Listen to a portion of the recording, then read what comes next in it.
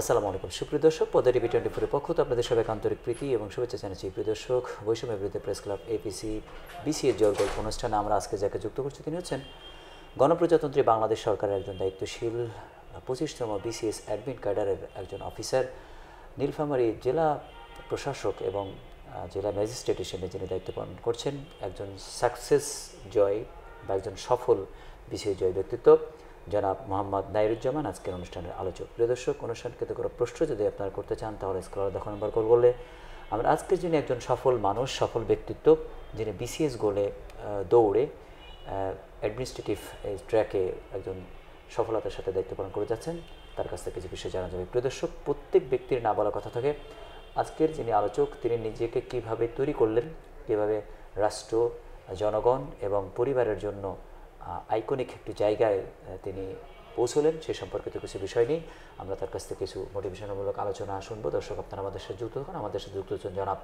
মোহাম্মদ নাইরুজ্জামান, যে জনাব আপনি দর্শক শ্রোতাদেরকে জানাতেন যেভাবে আপনার জীবনের পথ চলা আজকে আপনি এই পর্যায়ে এসছেন। কিন্তু আমরা সবাই শিশু ছিলাম, শিশু থেকে আজকে এই পর্যায়ে এক সময় আমরা আমাদের পৃথিবী থেকে চলেও যেতে হবে।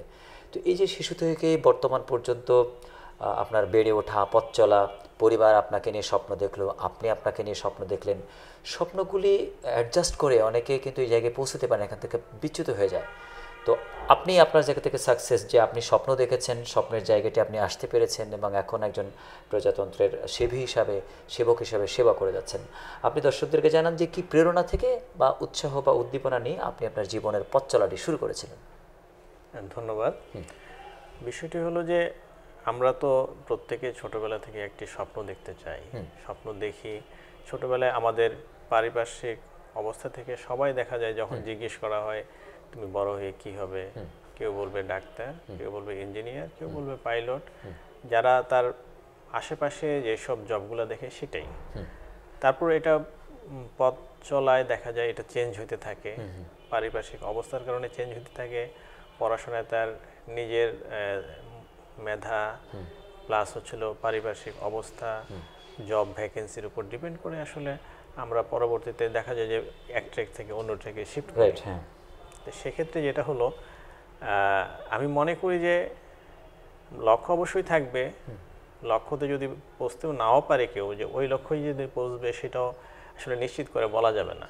এখানে সবাই মেধাবী, মেধার মধ্যেও তারপর কম্পিটিশন থাকবে, সেখান থেকে সর্বোচ্চ ভালোটুকু অর্জন করতে হবে। তো সেই জন্য কখনো হতাশ হওয়া যাবে না, কখনো হতাশ হওয়া যাবে। হ্যাঁ, আমি যেটা হলো যে আমার এক সময় ছোটবেলা থেকেই সবাইকে দেখেছি যে মেডিকেল প্রফেশনে আসলে মানুষকে সেবা দেওয়ার সবচেয়ে বেশি সুযোগ রয়েছে।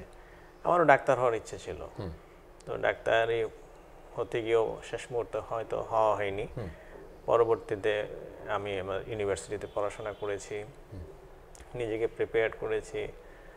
আমার যে সাবজেক্ট, সেই সাবজেক্টটা আসলে একটু আনকমনই বলা যায় এদেশের জন্য, জিওলজিক্যাল সায়েন্সে পড়াশোনা, সেটার ফিল্ডও লিমিটেড।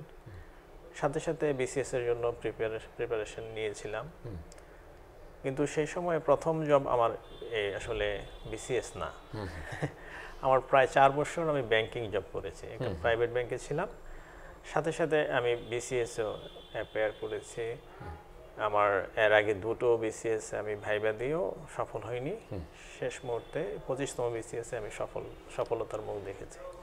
আপনি আপনার জায়গা থেকে যেটি বললেন যে হতাশ হওয়া যাবে না, এই হতাশার অনেকগুলি জায়গা আছে। যেমন একজন স্টুডেন্ট যদি সে ক্লাসে ভালো মার্ক না পায় বা এসএসসিতে যার যদি ভালো জিপিএ না হয়, পরিবার থেকে টোটালি ডিক্লেয়ার দিয়ে দেওয়া হয় যে তোমার দ্বারা তো কিছু হবে না, তুমি তো ভালো জিপিএ পাওনি। ভালো জিপিএ কি ভালো সফলতা কিনা? ভালো জিপিএ যে ভালো সফলতা তা না। অনেক ভালো স্টুডেন্টও দেখা যায় যে অনেক সময় কম্পিটিটিভ পরীক্ষায় ভালো করতে পারে না। আমাদের এদেশে যে কম্পিটিটিভ পরীক্ষাগুলো হয়, এক্সামগুলো হয় জবের জন্য অথবা অ্যাডমিশনের জন্য, সেখানে আবার আলাদা প্রিপারেশন নিতে হয়। সেটাও একটা বিষয় যে স্টুডেন্ট ভালো হলেই যে হবে না, স্টুডেন্টের সাথে সাথে মেধার চর্চাটুকু রাখা লাগবে। মেধার যে সে মেধাবী কিন্তু প্র্যাকটিস করলো না, সেক্ষেত্রে হয়তো সে পিছিয়ে যেতে পারে। তো সেই জন্য সবসময় নিজেকে হতাশ না হয়ে নিজেকে প্রিপেয়ার করতে হবে। এবং সবচেয়ে বড় বিষয় হলো যে সবাই যে সর্বোচ্চ শিখরে পৌঁছবে সেটা কিন্তু না। আমি আমাকে নিজেকে ইভ্যালুয়েট করতে হবে। আমি এসএসসি এইচএসসিতে কি পর্যায়ে আসলাম, আমার জন্য কি ভোকেশনালটা ভালো হবে, না আমার জেনারেল লাইন পড়তে হবে, নাকি আমি এদেশে এন্টারপ্রিনিয়র হব, না গভর্নমেন্ট জব করব। সেটাও আমার মনে হয় যে এটাও চিন্তা করে দেখবে। সে যখন শিখবে তার পরিবার থেকে এটা বোঝাইতে হবে যে যেখানে ইন্টারেস্ট ফিল করবে সেটাতে তার ফ্যামিলি থেকেও তাকে সেখানে ফ্যাসিলিটেট করা দরকার। পড়াশোনার ট্র্যাকে দেখা যাচ্ছে যে নানান রকম প্রকোপতা আসে, বয়সন্ধি একটি প্রকোপতা, সেটিকে কাভার করা, আবেগকে বিসর্জন দিয়ে বিবেককে কাজে লাগিয়ে নিজের সাকসেসের প্রতি দৃঢ়পদ হওয়া। আবার অনেকে বিভিন্ন রাজনৈতিক আদর্শ, বিভিন্ন কালচারাল আদর্শ অনেক শিক্ষার্থীরা ধারণ করেন। এইগুলি ধারণের মাঝে এই বিষয়গুলির সাথে অন্তত বিসিএসের জন্য নিজের উপযুক্ততা সপ্রমাণ করার মতো এখানে কোনো প্রতিবন্ধকতা আপনি আপনার জায়গা থেকে আসলে দেখেন কিনা? আমি একটু অন্যভাবে এটাকে চিন্তা করতেছি। আমি একটু জেলা প্রশাসক হিসাবে এখানে 2 মাস, ইতিপূর্বে মাঠ প্রশাসনে বিভিন্ন জায়গায় কাজ করার ক্ষেত্রে আমি অনেকের সাথে বিভিন্ন অভিজ্ঞতার সম্মুখীন হয়েছি। আমি দেখেছি যে এখানে আমি আজকেও একটা জায়গায় একটা প্রোগ্রামে গেলাম, গিয়ে পাশে একটা নার্সারি দেখলাম। এখানে আমাদের কিছুদিন আগে একটা মেলা হলো, সে ন্যাশনাল অ্যাওয়ার্ড পেয়েছিল। এই আমাদের এই বৃক্ষ মেলায় তাকে দেখেছিলাম। আমি তার কাছ থেকে কয়েকটি গাছ ইতিপূর্বে সংগ্রহ করেছি। তো আমি যখন যাই ওই একটা প্রোগ্রামে একটা স্কুলে গেলাম, তখন সে এসে উপস্থিত আমাকে দেখলো, আমাকে ইনভাইট করলো। আমি সিভিল সার্জন সহ তার বিশাল একটি নার্সারি দেখলাম। সেই ছেলেটির উদ্বুদ্ধ হয়েছে এরকম যে তার বাবাও নার্সারিতে ছিল, তাদের ফ্যামিলিগতভাবে প্রায় এটা বললো যে 22 বছরের যাবৎ নার্সারিটির বয়স, এবং অনেক রিচ পারিবারিক ঐতিহ্য, পারিবারিক থেকে শুরু করে সে কিন্তু পরে এখন এনভায়রনমেন্টাল সায়েন্সে বোধহয় প্রাইভেট একটা ইউনিভার্সিটি থেকে গ্র্যাজুয়েশন করেছে। তারপরে সে কিন্তু বিসিএস অথবা গভর্নমেন্ট জবের দিকে তার ঝোঁক নেই। হ্যাঁ, কারণ হলো সে এখানে এই যে মানে গাছের এই বৃক্ষপ্রেমী হয়ে গেছে বলতে পারে, গাছের সাথেই তার প্রেম। সে এখান থেকে তার আর্থিক বেনিফিট পাচ্ছে, সে মনের আনন্দ পাচ্ছে, সে দেশকে সেবা করতেছে, পরিবেশের জন্য কাজ করতেছে। মনের আনন্দের মাধ্যমে যেটা হয় তার, সে কিন্তু আমি দেখলাম যে তার কোনো আগ্রহ নেই সরকারি চাকরির দিকে। হ্যাঁ, তো এটা ভালো। সে নিজে কিন্তু বললো যে আমি তো 22 জনকে এখন আমি একজন এমপ্লয়ার করছি, আমি এমপ্লয়ার। হ্যাঁ, তো একজন সফল উদ্যোক্তা হতে পারে। মানুষের সবসময় যে ভালো মানে স্বপ্ন থাকবে যে বিসিএস জবই করতে হবে তা না, যে চায় তার জন্য অবশ্যই এটা একটা ভালো দিক। মানুষের সেবা করার অনেকগুলা, প্রত্যেকটা ক্ষেত্রে প্রত্যেকটা জায়গা থেকে মানুষের সেবা করা সম্ভব। তবে যারা সরকারি চাকরিতে আসতে চায় তাদেরকে আমি ওয়েলকাম জানাই যে এখন আমাদের দেশের অনেক মেধাবী স্টুডেন্ট কিন্তু বিদেশে যাওয়ার জন্য একটা তৈরি হয়েছে। হ্যাঁ, একটা ফ্লো তৈরি হয়েছে। হ্যাঁ, দেশের বাইরে গিয়েও দেশের সেবা করার সুযোগ রয়েছে। মেধার ওখানেও বিকাশ করবে, ওখান থেকেও সেবা করতে পারে। তারপরও বলবো যে মেধাবী যারা আছে তারা বিসিএসে অথবা জুডিশিয়ারিতে এইসব জায়গায় আসা উচিত। কারণ আমাদের দেশকে নেতৃত্ব দেওয়ার ক্ষেত্রে আমাদের রাজনৈতিক নেতাদের পাশাপাশি আমাদের আমলাতন্ত্র, আমাদের ইঞ্জিনিয়ার ডাক্তাররা, বিশ্বের শ্রেষ্ঠ ডাক্তার ইঞ্জিনিয়ার, তারা যদি সেবা না দেয়, তাদের সেবার থেকে আমরা কেন বঞ্চিত হব? তারা অবশ্যই আমাদের এই সার্ভিসগুলোতে আসবে, আমাদের সার্ভিসগুলো আরও সমৃদ্ধ হবে, মানুষ আরও বেশি সেবা পাবে। আপনি যেটি বলছিলেন যে জবের প্রতি আগ্রহ বা অনেকে অ্যাব্রড করতে চায় বা তার ক্যারিয়ারটাকে সুইচ করতে চায় অনেক রকম, কিন্তু আমাদের সার্বিকভাবে যেটি দেখা যায় পরিবার কেন্দ্রিক যে ঘরে ঘরে যে স্বপ্ন যে আমার সন্তানকে বিসিএস ক্যাডার বানাতে হবে, ডাক্তার বানাতে হবে, ইঞ্জিনিয়ার বানাতে হবে, এবং সেইভাবেই তাকে ঢেলে সেজে একেবারে তৈরি করা হয়। এত তৈরি করা সত্ত্বেও আমাদের প্রজাতন্ত্রের যে কাঠামোটা, অর্থাৎ রুল অফ কাঠামো, পিএসসি যে সেট আপ রয়েছে, আপনি যতই এক্সাম দিক না কেন, যতই ভাইপা বোর্ডে যাক না কেন, ওই নির্ধারিত লিমিটেশন যেটি 4000, 5000 বা 3000, এটি প্রতি বছর কিন্তু নিয়োগপ্রাপ্ত হবে। বাকিদের কিন্তু ছেড়ে আসতে হবে, তাদের কিন্তু ঝরে যেতে হবে, বা সেখান থেকে রিবাক করাটাও অনেক সময় কষ্টকর হয়। এই যে বেশিরভাগ ব্যক্তি, বেশিরভাগ ছাত্র বা বেশিরভাগ অ্যাপ্লিক্যান্টসকে আমাদের রাষ্ট্র গ্রহণ করতে পারছে না সেই কোঠা না থাকার কারণে, সেই প্রেক্ষাপট না থাকার কারণে, বাকিদের জন্য আসলে রাষ্ট্রকেন্দ্রিক কী কী ভাবনা রাখা যেতে পারে? বিষয়টা হলো যে এটা ফ্যামিলি থেকে চাপ দেওয়া উচিত না। একজন আগ্রহী হইতেই পারে, হওয়া উচিত, স্বাভাবিক। এটা প্রেস্টিজিয়াস জব, একটা সরকারি চাকরি, বিশেষ করে বিসিএস, জুডিশিয়ারি অথবা অন্যান্য যেসব ক্যাডার সার্ভিসগুলোর প্রতি মানুষের আগ্রহ থাকবে, কারণ এখানে সেবা দেওয়ার সুযোগ আছে, এখানে একটা সিকিউরড লাইফ বলবো যে সেটা আছে, সেই জন্যই মানুষ এখানে আসতে চাইবে। অবশ্যই কম্পিটিশনকে পজিটিভলি দেখতে হবে, যে আমি কম্পিট করে যদি সাকসেসফুল হয় ওয়েল অ্যান্ড গুড, আর যদি আমি সাকসেসফুল না হতে পারি, যে আমার এ থেকে যাতে কোনো ধরনের হতাশা তৈরি না হয়, বিকল্প তাকেই ভাবতে হবে যে আমি এটা না করলে কী করবো। সেটা তার মতো করে চুজ করে নেবে যে আমার এটা ফার্স্ট চয়েস হলে সেকেন্ড চয়েসটা কি, সেকেন্ড চয়েস কি আমি নিজে উদ্যোক্তা হব, অথবা দেশের মধ্যে অন্য কোনো জবে যাব, না আমি বিদেশে যাব, অথবা তার মতো করে সেটা চিন্তা করে নেবে। এটা প্রথম থেকে এটা থাকা উচিত। অবশ্যই বিসিএসে অ্যাপ্লাই করতে পারে, কিন্তু সাথে সাথে ওই জিনিসটা তার এবং তার পরিবারের সামর্থ্য এবং তার মেধা সব কিছু মিলে তাকে বিবেচনা করে সিদ্ধান্তটুকু নিতে হবে। কারণ সরকারের এই কাঠামোর বাইরে গিয়ে, কারণ বিসিএস জবের একটা অর্গানোগ্রাম বেসড, সংখ্যাটা একটা লিমিটেড। আমাদের 4 লাখ পরীক্ষা দিলে সেখান থেকে 2,500-এর বেশি অথবা 3,000-এর বেশি তো নেওয়া সম্ভব না। অতএব সবাইকে এখানে অ্যাকোমোডেট করা যাবেও না, এটা সরকার পারবেও না। বিকল্প যেটা হলো যে, বিকল্প বলতেছি যে এটা আমাদের আরও ইনিশিয়াল পর্যায়ে, যদি যখন ইন্টারমিডিয়েট লেভেল পর্যন্ত অথবা এসএসসি লেভেল পর্যন্ত যারা বুঝতে পারবে যে আমার মেধার মান কতটুকু, আমি কতটুকু ওই পর্যায়ে যেতে আমি সাকসেস হতে পারবো কিনা, তাহলে তাকে তখন থেকে বিকল্প অন্য চিন্তা করতে হবে। এটা ভোকেশনাল। এইখানেই তো কথা, অর্থাৎ আমরা 4 লাখ 5 লাখ এক্সাম দিচ্ছি, আমরা 4,000 5,000 বা 3,000-কে যুক্ত করছি, বাকিদেরকে আমাদের রাষ্ট্র কিন্তু নিচ্ছে না। সেক্ষেত্রে বাকিরা যারা নিজের জায়গা থেকে, নিজের প্রচেষ্টায় অনেক সময় ঘুরে দাঁড়াতে পারে না, তারা ডিপ্রেশনের অতলে চলে যায়। এবং এই সর্বোচ্চ মেধাশীল ছেলে মেয়েরা যারা স্বপ্ন দেখেছে, কিন্তু সেটআপটাই হচ্ছে স্বপ্নভঙ্গ হবে, এটার পার্সেন্টেজটা বেশি, অর্থাৎ 98% বা 99%-কে কিন্তু তারা এই জায়গায় যেতে পারবে না। সেক্ষেত্রে এই রাষ্ট্রীয় কাঠামোগুলো যদি এমন হয়, যেমন অ্যাব্রোডের যে চিন্তা অনেকেই করতে পারে, কিন্তু তার ফ্যামিলিতে সে সামর্থ্য হয় না যে তাকে টাকা দিবে, সে বিদেশে যায় যে কোনো কিছু করবে বা জব করবে বা যেটাই করবে। কিন্তু আমাদের অন্তত সর্বোচ্চ শিক্ষিত জনগোষ্ঠীকে যদি আমাদের পিএসসি একেবারে ধরে যে তোমরা এসেছো বিসিএসে হতে, আমরা যাদেরকে নিব আর তাদেরকে আমরা সাকসেস করেই ফিরবো। সাকসেসের জন্য আমরা যদি দেখতে পাই যে একটি বাড়ি একটি শিল্প যদি করা যায়, রাষ্ট্র কর্তৃক শিল্প গঠন, অর্থাৎ একজন বিসিএস ক্যাডার হওয়ার উপযুক্ত যে ভাইপা পর্যন্ত গেছে, তার যোগ্যতা রয়েছে, তার যোগ্যতাটাকে কাজে লেগে তাকে একটা বিজনেস ম্যাগনেট বানিয়ে দেওয়ার প্ল্যানিং, এটা রাষ্ট্র কর্তৃক থাকা, এটার ব্যাপারে একটু গুরুত্ব দেওয়া দরকার কিনা। বা অনেকে বিদেশে যেতে চায়, আমাদের তো সারা দেশে একটা শ্রম বাজার রয়েছে, সেক্ষেত্রে রাষ্ট্র যদি এই সর্বোচ্চ শিক্ষিত জনগোষ্ঠীকে বিদেশে যাওয়ার জন্য ওপেন করে দেয়, যে তোমার জন্য একটা ভিসা রয়েছে, একটা পাসপোর্ট রয়েছে, ওকে যাও, তুমি রেমিটেন্স জনতা হও, তোমাকে তো আমি এখানে নিতে পারলাম না, তোমার মেধা মননশীলতা তুমি বিশ্বে কাজে লাগাও, একটা ভালো এমপ্লয় হও, সেখান থেকে ভালো স্যালারি নাও, সেখান থেকে তুমি তোমার পরিবারের দিকে ভালো স্যালারির ব্যবস্থা করো, প্লাস রেমিটেন্স দাও।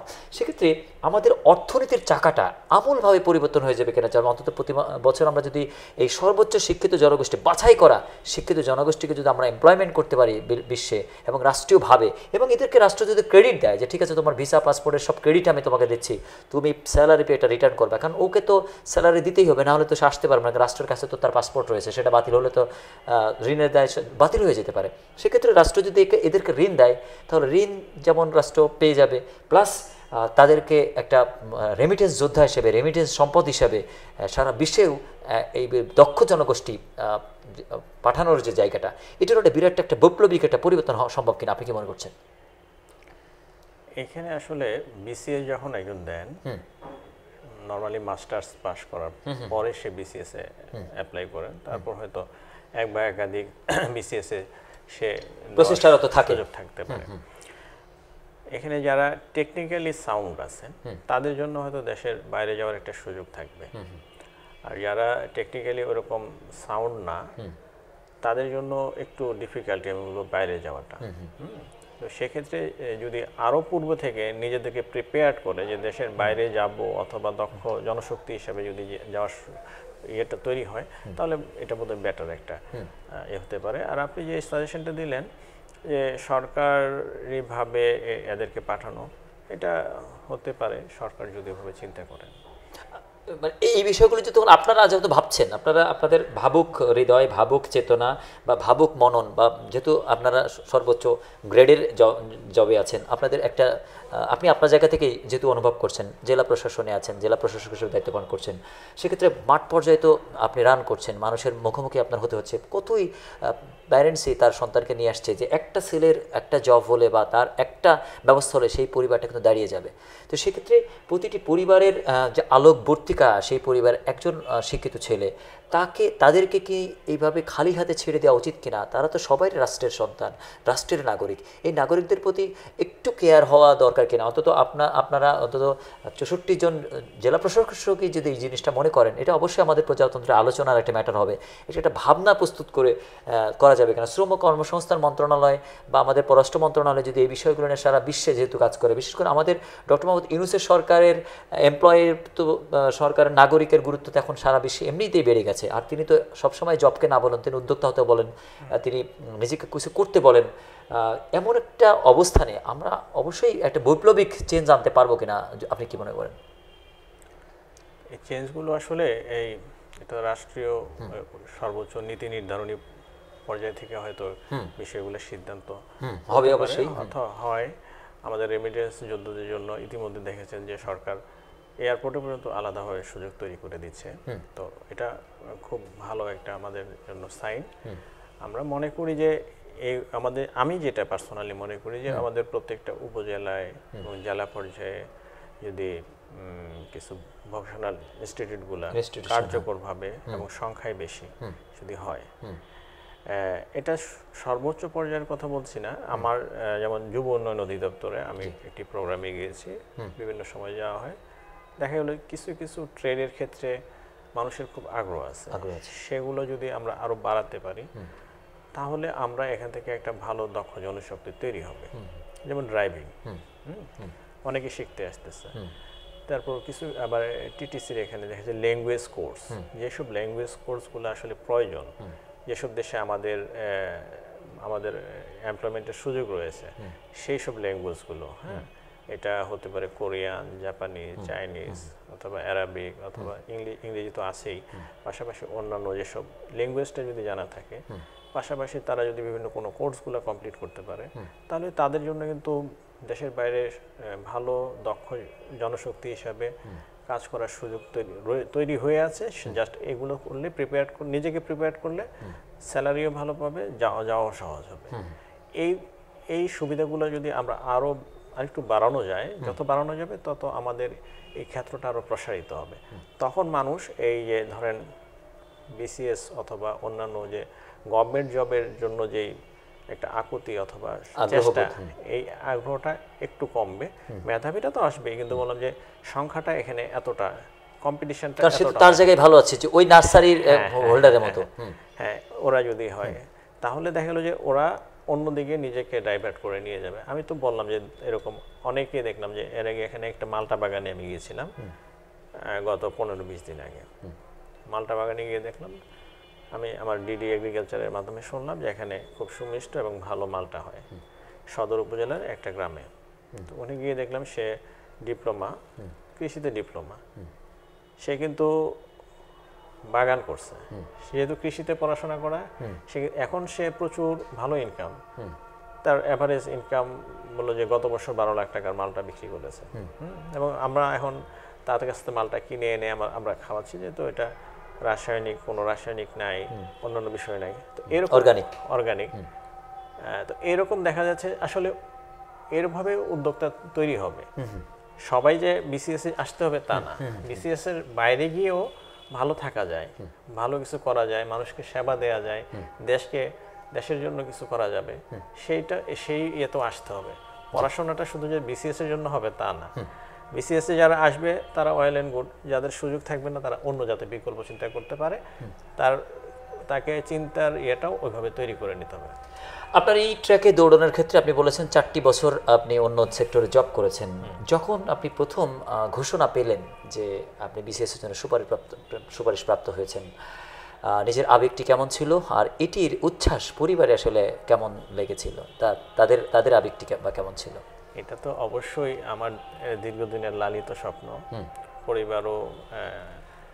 পরিবারও এটা চাচ্ছিল, সবাই অত্যন্ত আনন্দিত ছিল।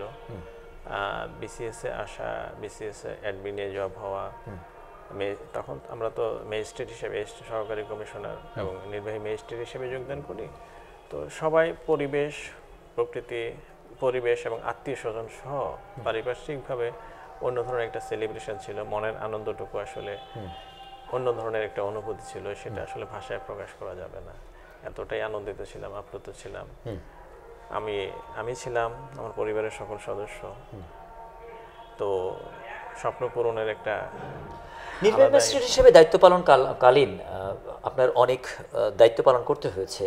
যে দায়িত্বগুলি আপনাকে হৃদয়ে দাগা দিয়েছে, কাটা দিয়েছে, বা ভালো লাগা রয়েছে যে আমি এই ভূয়সী একটি দায়িত্ব পালন করতে পেরেছি, যা আপনার জীবনের অর্জন বলে মনে করেন, অন্তত সোলের কাছে আপনি যে জবাবদিহিতার জায়গায় আপনি উত্তরণ ঘটাতে পেরেছেন অথবা পারেননি, ব্যর্থতা অথবা সফলতা যা হৃদয়ে দাগ কেটেছে, এমন একটি ঘটনা দর্শকদের জন্য। আমি নাটোর সদরের ইউনো ছিলাম। তো ওখানে কিছু সাংবাদিক বন্ধু ছিল আমার, তারা আমাকে তথ্য দিচ্ছিল যে কিছু জায়গাতে পাখি শিকার করা হয়। পাখি মানে আমাদের বক্স, দেশি এবং বাইরের যে পারিযায়ী, বিশেষ করে চলন বিল তো সেখানে আছে। চলন বিল, আমি যে এলাকাটা, হ্যাঁ ওটা হালতি বিল, কিন্তু আমি যেখানে এটা গিয়েছিলাম ওটা অন্য একটা জায়গা, বিলাঞ্চল আর কি। তো এটা আমার খুব ব্যথিত করেছে যে এই যে পাখিগুলো, আমরা প্রকৃতিকে এভাবে ধ্বংস হয়ে যাবে, প্রকৃতি থেকে পাখি বিলুপ্ত হয়ে যাচ্ছে, বিপন্ন প্রায় হয়ে যাচ্ছে। তো সেই জন্য ওই সাংবাদিক বন্ধুদের সহায়তায় তথ্য নিয়ে এবং বিভিন্ন আমার যে সোর্সগুলোর তথ্য নিয়ে, তো এটা অত্যন্ত ভোরে এই পাখিগুলো ওরা ফাঁদ পেতে রাখে এবং ভোরের দিকে গেলে পাখি মানে ওই ওদেরকে ধরা সম্ভব হবে, ওদেরকে পাওয়া যাবে সেই এতে। আমরা আজানের সময় রওনা হয়ে গিয়েছি, আমাদের টিম রওনা হয়ে গেলাম, গিয়ে সেখানে যাওয়ার পরে ওরা যে কোনোভাবে হোক আমাদের উপস্থিতিটার পেয়ে চলে গেছে, অথবা যারা ছিল দূরে থাকে, একদম স্পটে কেউ থাকে না। আমরা প্রায় 20-25টা বক সহ অন্যান্য পাখি উদ্ধার করেছিলাম। তো এভাবে কয়েকদিন ড্রাইভ দিয়ে আমরা কিছু পাখি পেয়েছি, ফাঁদ পেয়েছি, যে পাখিটা দিয়ে ফাঁদ করা হয় সেটাও পেয়েছি। এটা হলো যে সফলতা, কিন্তু তাদেরকে হয়তো আমরা আটকাতে পারিনি। পাখিগুলো অবমুক্ত করে দিয়েছে, নিজের কাছে ভালো লাগছে, আকাশে উঠছে, উড়েছে। এগুলো এটা মানে এই ধরনের কাজ করে আনন্দ পেয়েছি, খুব আনন্দ পেয়েছি যে কিছু অন্ততপক্ষে এতগুলো প্রাণ, আমি পাখি তো একটা প্রাণী, এদেরকে সেভ করতে পেরেছি। হ্যাঁ, তারই উৎসাহ নিয়ে আমি সেখানেও ওই পাখির একটা অবস্থান করেছিলাম, আমার ভালো লেগেছে। সেখানেও আমি ওই যে গিয়ে দেখেছি যে আমাদের তখন হালতি বিল, যেটার কথা বললেন, চলন বিলের একটা পার্ক, সেখানে মৎস্য অভয়াশ্রম করা হয়েছিল, আমরা সহ দেখভাল করেছিলাম। ভালো লাগতো, বিপন্ন প্রজাতির মাছগুলোকে সেখানে আমরা সেভ করার চেষ্টা, সংরক্ষণ করেছি। এখনো হয়তো অভয়াশ্রমগুলো আছে। আমার চেষ্টা থাকে, অন্যতম একটা প্রীতি আপনার। জি, জেলা ম্যাজিস্ট্রেট নীলফামারী এবং জেলা প্রশাসক নীলফামারীর দায়িত্ব পালন করছেন, শুরু হয়েছে সদ্য কেবল। তারপরেও যেহেতু জেলা ম্যাজিস্ট্রেটের দায়িত্ব পালন করতে হয়, এই দায়িত্বগুলি অনেক কঠিন হয়ে থাকে। এই ভারিক্কির দায়িত্বের হয়তো অভিজ্ঞতা আমরা পরবর্তীতে পাবো। তারপরেও আপনি কি মনে করছেন যে এই জেলা ম্যাজিস্ট্রেসির ক্ষেত্রে জুডিশিয়ারির ল রুলস, আবার ম্যাজিস্ট্রেসির রুলস, এই জায়গাগুলি বা অনেক মামলা আছে, যে মামলার ক্ষেত্রে হয়তো আপনার একটি রায় একটা পরিবারকে বাঁচিয়ে দিতে পারে, আপনার একটি রায় একটা ইতিহাস তৈরি করতে পারে, আপনার একটি রায় ভুল রায় বা বিবেচনা বা তথ্য প্রমাণ না থাকার কারণে একটা পরিবার অনেক উপকার হয়ে যেতে পারে বা ক্ষতি হয়ে যেতে পারে। এই জায়গাগুলো খুবই স্পর্শকাতর এবং খুব দায়িত্বশীল জায়গা। কি মনে করছেন যে এখান থেকেও নিজের অর্জনের মতো কিছু আসবে মনে করছেন কিনা? জেলা ম্যাজিস্ট্রেসির মাধ্যমে, জেলা ম্যাজিস্ট্রেট সরাসরি আসলে বিচারিক সরাসরি কাজ করে না, আমার পক্ষে অতিরিক্ত জেলা ম্যাজিস্ট্রেট বিচারিক কাজটুকু করেন। আর আমাদের এখানে পরিবেশ অত্যন্ত সুন্দর, জুডিশিয়ারি অথবা পুলিশ বিভাগ অন্যান্য সবার সাথে একটা সুন্দর সম্পর্ক রয়েছে। মানুষের সেবা প্রার্থী যারা আছে, আমার যে জুনিয়র যারা কর্মকর্তা আছে তাদের সাথে নির্দেশনা দেয়া আছে যে তোমাদের যে কোর্টের টাইমটুকু তোমরা অবশ্যই কোর্ট করবে। কেউ যাতে এসে তোমার অন্য কোনো কারণে, প্রশাসনিক কারণে তুমি কখনো কোর্ট বন্ধ রাখবা না। হ্যাঁ, আমাদের বিকল্প অন্যকে আমরা নিব। এডিএমকে বলা আছে তুমি তোমার কোর্ট অবশ্যই করবা। আমাদের এক্সিকিউটিভ ম্যাজিস্ট্রেট দ্বারা কোর্টে বসে এখানে যেসব নির্বাহী প্রকৃতির মামলাগুলো আছে সেগুলো যাতে কাউকে ফিরিয়ে না দেয়, আমরা সেভাবে ইনস্ট্রাকশন দিয়েছি যাতে মানুষ সেবাটুকু পায়। কোর্ট তার বিচার করবে আইন অনুযায়ী, তাদের প্রাপ্ত তথ্য এবং আমাদের যারা অ্যাডভোকেট যারা আছেন তাদের সহায়তায় তাদের বিচারিক কার্যক্রমের যে প্রক্রিয়াগুলো ফলো করে করবে, সেখানে যাতে দীর্ঘসূত্রিতা তৈরি না হয় সেটা আমার নির্দেশনা দেওয়া আছে এবং তারা সেটা ফলো করছে। এটা এবং মোবাইল কোর্টের ক্ষেত্রে বলা হয়েছে যে মোবাইল কোর্টটা করা হয়েছে যে মানুষ যাতে রিলিফ পায় সেই জন্য। মোবাইল কোর্টের মূল উদ্দেশ্য ছিল মানুষকে স্বস্তি দেওয়া, কোনো ব্যবসায়ীকে কষ্ট দেওয়ার জন্য মোবাইল কোর্ট করা না, সচেতনতার জন্য মোবাইল কোর্ট, আর ব্যবসায়ী যারা ভুল করবে তাদের শুধরে দেওয়ার জন্য। হ্যাঁ, সেখানে পানিশমেন্টটা বড় বিষয় না, বিষয় হলো যে এখান থেকে যাতে অনিয়মগুলো দূরীভূত হয়, মানুষ যাতে একটা ভালো লাইফ লিড করতে পারে সেই জন্য। যেমন গত আমাদের পলিথিন সরকার 1 নভেম্বর থেকে আমাদের যে ব্যবহার মানে নিষিদ্ধ ওষুধ পলিথিনকে নিষিদ্ধ ঘোষণা করা হয়েছে, সেই পলিথিনগুলো আমরা বাজার থেকে অপসারণের জন্য আমরা চেষ্টা করছি এবং মোবাইল কোর্টের মাধ্যমে প্রথমে তাদেরকে সতর্ক করা হয়েছে, এখন তাদেরকে এখান থেকে মানে তারপর বলছে শাস্তির আওতায় নিয়ে আসা যদি পাওয়া যায়। কর্মসংস্থানের অন্যতম একটি জায়গা নীলফামারী সৈয়দপুর, একটা সম্ভাবনাময় জায়গা। বিশ্বের বিভিন্ন পণ্য কিন্তু এখান থেকে রপ্তানি হয়, উৎপাদন হয়। এই সৈয়দপুর ভিত্তিক অন্তত আপনি আপনার জায়গা থেকে সৈয়দপুরকে আরেকটু উন্নয়নের জন্য কী ধরনের কারিকুলাম করা দরকার স্থানীয় সরকার বিভাগের কাছে, বা কিভাবে উন্নয়নের ক্ষেত্রে একটি অন্যরকম জায়গায় নিয়ে যাওয়া যায়, পাশাপাশি নীলফামারী জেলাটিকে নেওয়া? সৈয়দপুরকে আপনি জানেন যে আমরা এই উত্তরের শিল্পনগরী হচ্ছে আমাদের নীলফামারী, শিল্পনগরী হচ্ছে সৈয়দপুর। ইপিজেড সৈয়দপুর ইপিজেডটা আমাদের হলো সদরে পড়েছে, যদিও সৈয়দপুরের পাশে। তো এখানে আপনারা দেখবেন যে সকালে সারি সারি সাইকেল নিয়ে মেয়েরা, এবং এখানে অধিকাংশ কর্মী ছিল নারী কর্মী। এখানে একটা বিশাল একটা বিপ্লব ঘটে গেছে, মানুষ আসছে এসব জায়গাতে, কর্মসংস্থান হয়েছে, বিদেশিরা আসছে এবং সেখানে একটা সুন্দর পরিবেশ মানে বিরাজমান, এবং সেখান থেকে কিন্তু একটা ভালো আমরা বেনিফিট পাচ্ছি, রাজস্ব বাড়ছে। রাজস্বর চেয়ে বড় হলো কর্মসংস্থানের একটা বড় তৈরি হয়েছে। এখানে দারিদ্রতা অনেক কমেছে, আরও বোধহয় কয়েকটি প্লট দেওয়া বাকি আছে। আমরা তাদেরকে উদ্বুদ্ধ করছি যে এগুলোতে যদি এন্টারপ্রেনার নিয়ে আসা যায় সেখানে হয়তো একসময় এটা পরিপূর্ণ হবে। পাশাপাশি আমাদের অর্থনৈতিক অঞ্চল হওয়ার একটা প্রস্তাব রয়েছে আমাদের।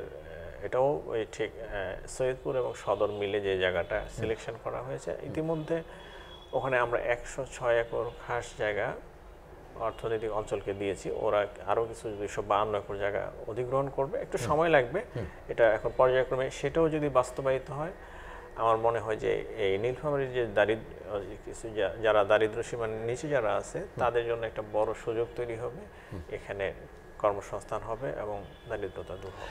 নতুন একটি বিপ্লবের মাধ্যমে ছাত্র জনতা রক্ত দিল, জীবন দিল, বিশেষ করে রংপুরের সাইদের মাধ্যমে একটা রেভলিউশন হলো।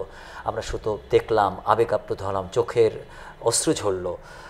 এই আমাদের সন্তানেরা, আমাদের ভাইয়েরা, আমাদের বোনেরা যে আন্দোলন করতে পারে, তারা যে পরিবর্তন ঘটাতে পারে, তাদের মধ্যে যে এতটা দাবানল তৈরি হতে পারে, যা অনেক বৈষম্যের কিন্তু নিরসন হয়েছে।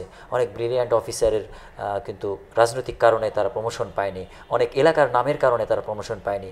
এই জায়গা থেকে যে ঘুরে দাঁড়ানোর যে বাংলাদেশটি, এই বাংলাদেশ, নতুন বাংলাদেশে আপনি নতুনভাবে আসলেন নীলফামারী জেলা প্রশাসক হিসেবে দায়িত্ব পালন। সব মিলিয়ে নতুনভাবে নতুন পৃথিবীতে বা নতুন বাংলাদেশে আপনি কিভাবে দেখছেন, এবং সম্ভাবনাটা কি বাংলাদেশ এখন কতদূর এগিয়ে যাবে? নতুন সরকার বা নতুন ব্যবস্থাপনায় আসলে কেমন বাংলাদেশকে আপনি প্রত্যাশা করছেন? জুলাই গণ অভ্যুত্থানের মাধ্যমে আমাদের যেই সরকার গঠিত হয়েছে, সরকার ইতিমধ্যে অনেকগুলো সংস্কার কমিটি করেছেন। বিভিন্ন জায়গায় যে ধরনের সংস্কারগুলো প্রয়োজন, বড় একদম অনেক উচ্চ পর্যায়ের কমিটি করে দিয়েছেন। তারা প্রত্যেকের মতামত দিচ্ছেন, বিভিন্ন স্টেক হোল্ডারের সাথে কথা বলছেন, আমরাও তাদেরকে বিভিন্নভাবে তথ্য দিয়ে সহায়তা করছি।